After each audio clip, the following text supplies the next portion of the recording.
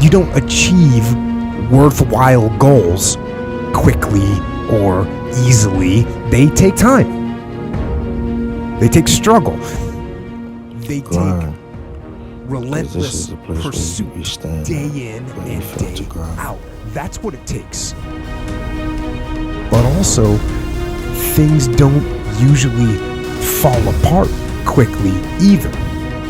At least at first, it's a slow process. A slip here, a little setback over there, a little wearing down of discipline and will over time.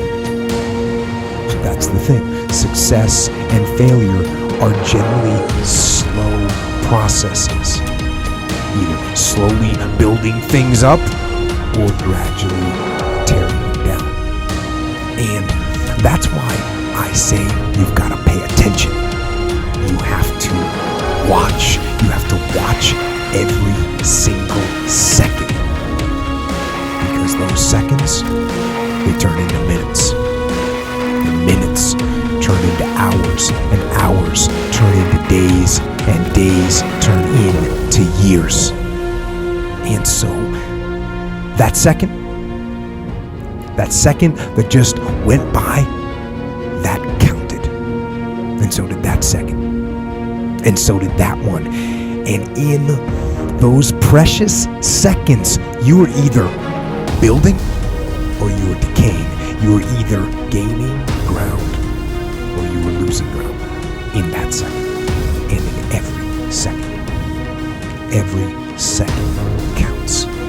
So make every second count. Well, you should be afraid of taking risks and pursuing something. But you should be more afraid of staying where you are if it's making you miserable. It's like the first thing you want to do is dispense with the idea that you get to have any permanent security outside of your ability to contend and adapt. It's the same issue with children. It's like you're paying a price by sitting there being miserable. You might say, well, the devil I know is better than the one I don't. It's like, don't be so sure of that. The clock is ticking. Yeah. And if you're miserable in your job now and you change nothing, in 5 years you'll be much more miserable and you'll be a lot older. It's a luxury to pursue what makes you happy. It's a moral obligation to pursue what you find meaningful. And that doesn't mean it's easy. You know, if you take people, and I've told you this, and you expose them voluntarily to things that they are avoiding and are afraid of, you know, that they know they need to overcome in order to meet their goals, their self-defined goals. If you can teach people to stand up in the face of the things they're afraid of, they get stronger. And you don't know what the upper limits to that are, because you might ask yourself, like, if for 10 years, if you didn't avoid doing what you knew you needed to do, by your own definitions, right, within the value structure that you've created, to the degree that you've done that, what would you be like?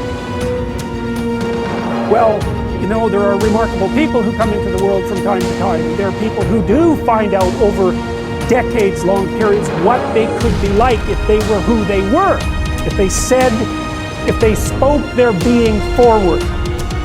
And they get stronger and stronger and stronger, and we don't know the limits to that. We do not know the limits to that. I wish I had not waited 14 years. Somebody said if you want to lose something, lose money. You can get that back. 8 out of 10 millionaires have been financially bankrupt. Walt Disney filed bankruptcy 7 times and had 2 nervous breakdowns.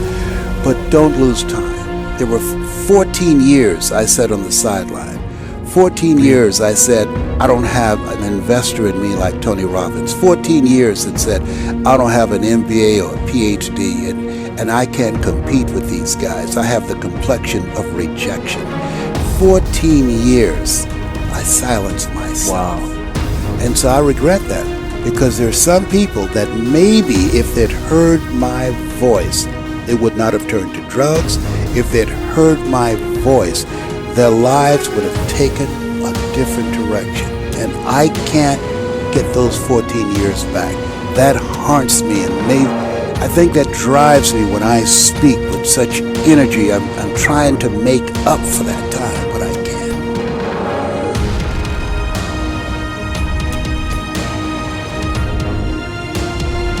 If if you're not excited about waking up in the morning, if you're sitting around bored out of your mind, if you got time to do everything anybody asks you to do, if when you tell your dreams to all your friends, it makes sense to them, you got your lid on, man. Your dreams should not make sense to everybody. You got to say something that make people go, how you gonna do that? That's when you got the lid off. But like I always say, life is 10% what happens to you, it's 90% what you do about it. The first step is getting completely and brutally honest enough to say, I am tired of myself. When you say, I'm sick and tired of being sick and tired, that's the facilitator of change. That's when you're ready to say these words, no more excuses. No more excuses.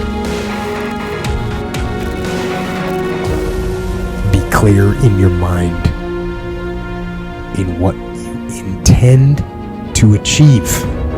Know what you are going to do. That doesn't seem like too much to ask. Certainly in war. And you wouldn't think it would be too much for people to ask in their lives either. Their precious lives, as precious as these 58,000 that died in Vietnam. Heroes. But how often do we see people going through their lives without knowing what they are trying to do, without having any intent, without having a clear mission? I'm talking on an individual level. As a person, people go through their lives without knowing what it is they want to do, what they want to accomplish. So know what your mission is. Know what your intent as the commander of your life. Know what your intent is, and then fight with everything you've got to win. But the reason I'm here is I dream big dreams. I dream the kind of dreams that other people said would not be possible. I'm also living proof. This isn't a Hollywood movie. I come literally from the other side of the tracks. If you saw where I grew up and we took a picture of it, the neighborhood, the setting, you'd say it's impossible that someone could come from there and get here. But it is possible. And not to sound too trite, it's possible because we still live in a country where the entrepreneurial spirit is so alive and so well. And anyone in this country, if you dream big and surround yourself with great people and leave your ego at the door and share success with others and have a little luck along the way, you can do anything. But there will be people along the way, and I remember this, who will say to you, you know, you're dreaming too big. It's not possible. Those things just can't happen. Don't allow anyone, friend, family, acquaintance, teachers, whoever it is, don't allow anyone to tell you that what you are dreaming for yourself and your family is not possible. It is possible. Don't be one of those people 20 years from now are going to be walking around in a 9-to-5 job, miserable and angry and bitter because you let your dreams get away from you because you did not believe strongly enough in yourself and what was possible. Don't allow that to happen. This is an unbelievable time, and I can't encourage you enough to continue to think that things are possible and that your dreams can come true.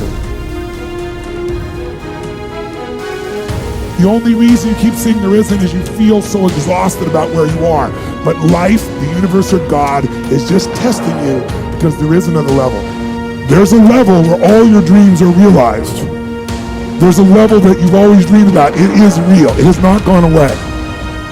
But it takes that extra burst when you think there's nothing left. There's no way. You've tried everything 10 million times and you keep going. It's almost like God is saying, if you keep hitting this wall enough times, I will see that you will not stop, that you are filled with that level of determination, faith, and courage, and then the door opens and you get to that next level. But what most people don't know is the next level is just 2 millimeters above. And it's called Outstanding, ladies and gentlemen, outstanding.